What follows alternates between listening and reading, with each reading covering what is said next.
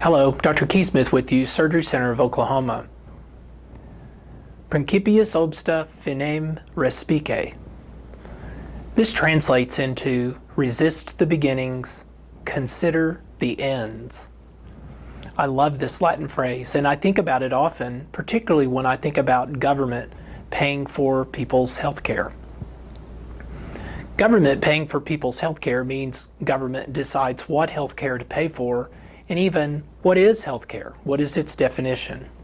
And as the government expands into health care even more, then we will see more issues where the government is deciding what is and is not health care.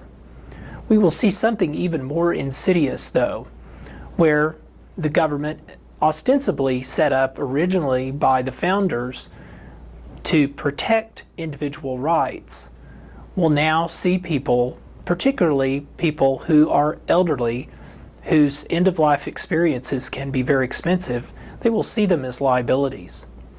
Here in the United States now, physicians are going to be paid to counsel and advocate that elderly people keep their death on a budget. This is not for the sake of the elderly person. This is for the sake of the state, the government, that will be bankrupted because they're paying for these people's health care. They're simply not going to pay for these people's health care, and no one knows what the circumstances of their death are going to look like.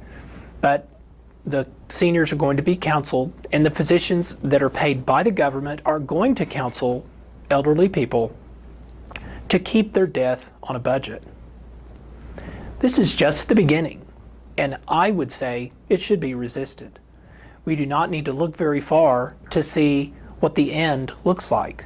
Right across the Atlantic Ocean, the National Health Service in Great Britain actually pays physicians a bounty to secure contracts from patients that will relinquish their end of care and end of life care.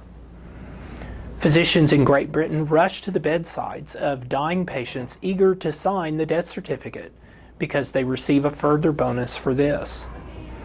Resist the beginnings, consider the ends. It is not that difficult to see what this conversation with elderly people here in the United States will end up looking like.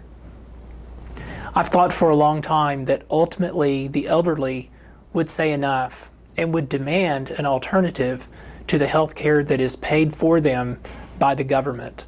And I believe now we will see it as this unfolds, and it becomes more and more clear to people what this is really about, that this government sees human beings that are no longer of any use to the state clearly as liabilities.